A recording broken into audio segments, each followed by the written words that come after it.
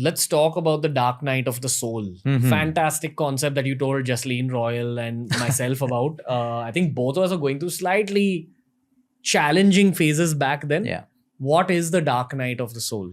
So the dark night of the soul is covered in every single religion in different ways. Okay. It's just termed differently. So the dark night of the soul is when you have to hit rock bottom. You have to hit rock bottom in order to come back new. It's like a snake that sheds skin. It's part of them. They need to shed their skin to have a new skin grow. We as humans today want to hold on to everything. If we hit rock bottom, we think it's the end. And that's that fine line between depression, okay? Where you say, you put yourself in victim mode. I understand it can be very, very difficult for a lot of depressed people. Chemical imbalances, you need the support of drugs, all that. But a lot of them, it's perception. I hit rock bottom, I'm a failure. You've labeled yourself. No one has. You have. The point is to go through the dark night of the soul. It can be one day, it could be several weeks, it could be 6 months, it could be a year. Okay, but immediately, most of us never go through that dark night. On the other side of the dark night of the soul is the new you. Is the new you, where you may never need psychedelics because you've gone through the journey of the dark night of the soul. Now, what happens in the dark night of the soul? You hit rock bottom. You realize you're worthless, but you have a whole world telling you to affirm, I am worthy, I am worthy. So you're constantly confused, but you feel worthless. That's your main feeling. What is it teaching you from there? What is making me feel worthless? Who is making me feel worthless? So at the dark night of the soul, you are at your rock bottom. And you go through that rock bottom. You don't try to take drugs to feel better. You don't try to take alcohol to feel better. You don't have mindless sex to feel better. Because the moment you do that, you're not going through that journey anymore. You're coping. If I remove the coping away from it, I am taken through that dark side. I shed layers, like what Vipassana does in 10 days, where you shed and you cry and you come out new, but then you come back to reality. And that's why you have to keep going back for it. Through the dark night of the soul, the shedding happens once and for all. What do you think happens biologically when you cry? Especially, let's talk about crying for guys. Biologically, what's happening? Because I feel there's a layer of hormones involved. But when we talk about it from an ayahuasca shrooms perspective, there's also emotional toxins that you release in your tears. What do you think these emotional toxins are? What do you think emotional toxins are based on all the negativity that you've suppressed. Resentment, guilt, betrayal, hurt, all of that, whether you've done it or someone's done to you. I think crying is one of the most powerful medicines. And we want men to cry. We want boys to cry. Of course, people are don't cry for stupid stuff. Okay, your girlfriend said this to you, you're hurt, you're going to cry in front of her. No. But you can go into your own space and cry your heart out, because I can guarantee you one thing. After you cry, the feeling that you have is not good. It's empowering. You feel this internal strength that has come up because everyone said that boys don't cry, or girl, if you cry, you're a girl, or etc. Of course, we're men. If I need to be the strongest man in the room because there's a chaos happening, by crying, I'm going to make everyone think I've given up. I'll hold that emotion, but I will cry later. There is nothing wrong. Crying is therapeutic. There is science in it. I get my cancer patients to cry all the time. I say, please cry, because a lot of people say, laugh, laugh, laugh, positive, think positive. Think positive is the worst advice. The worst advice. I would say be away, or just disregard when people tell you, think positive all the time. No, you have to allow negative thoughts to come into your mind, which they will. But how you channel, how much time you choose to spend in that negative thoughts is your fault. If I allow that to pull me down, I'm going to spiral. But I want a negative thought right now to realize how it makes me feel and how I'm making other people feel. But now how quickly can I channel it into the right thought? So I think crying is beautiful, and sometimes pick up an incident from your past. Go through it in detail. And cry. That is also part of your healing journey. If you're finding it difficult to forgive someone, okay, cry. And again, the beauty comes back to traditional India again and all religions. When someone dies in your family, you are supposed to go through the grieving process. For Hindus, some parts of Hinduism is 14 days. For Muslims, I know it's 14 days. For Catholics, it's 14 days, 12 to 14 days. You're supposed to stop all aspects of your life, be with your family, cry and grieve. No one wants to do that today, so they jump back into their lives to cope with it. Go out with friends, drink, try to forget. But that suppressed grief has to come up, and it never lets them move on with their life completely. So a lot of people seeing therapists need to be told, finish the grieving process completely. Then it's like you've gone through the dark night of the soul for that loss of that special loved one in your life, and now you come back renewed. But if I've tried to suppress that, any emotion that anyone is suppressing today has to come up. It can come up in anger, violence, disease, frustration, but it has to come up. And why can I say that? Because I deal with end of life patients for 9 years, and any patient on their dying bed, they're not dying, they're suffering. Even the doctors are like, this patient needs to go, have mercy, like let him go, whatever. They're not dying. They have not finished something that they have to finish. And then it comes out. Call that brother of mine. He's in Germany. It's unbelievable. So a lot of people, when they want their suffering to end, you have to finish what you have not finished on this. Wow. It's unbelievable. A lot of people will see it spiritually. I can see it in front. So when I'll give you an example, okay? I don't know if my family would like me sharing this, but hardcore. So my dad, 80 years old, got a prostate cancer, all of that stuff, whatever. We grew up, he had a fight with his sister, whatever. For years, we've seen it happening as a kid. Now he's in recovery process, miraculous recovery. I didn't think he would reach this far. It's been almost a year.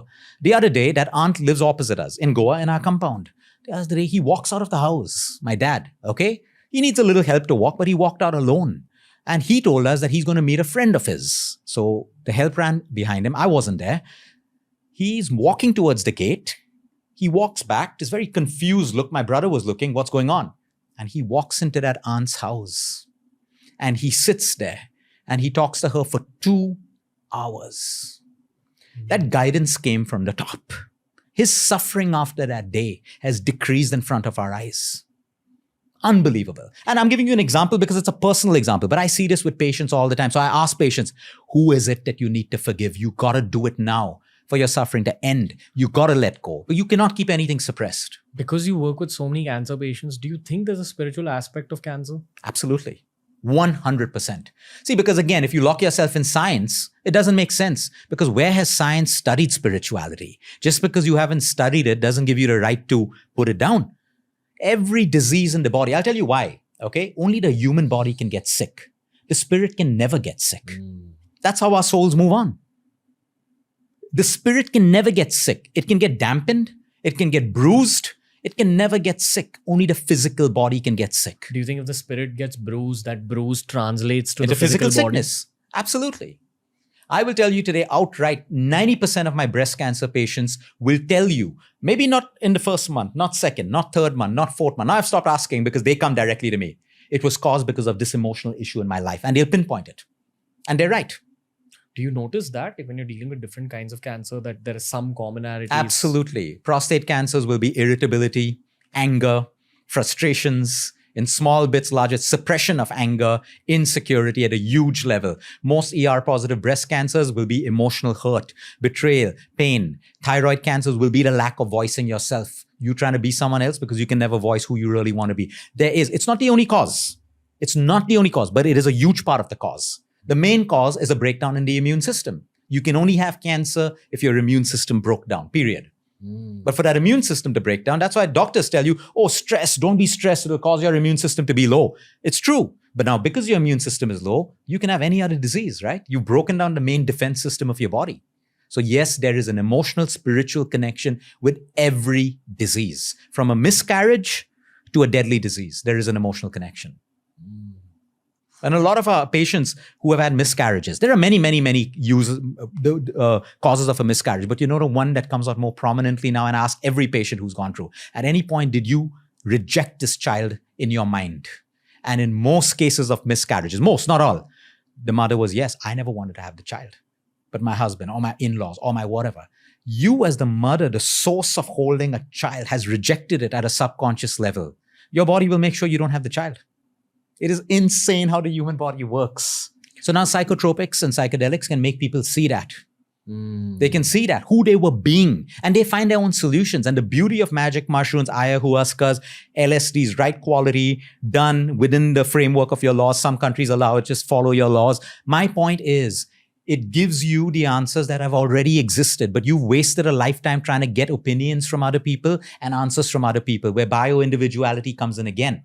So today, you go for relationship advice to your 10 best friends. All you're getting is 10 opinions.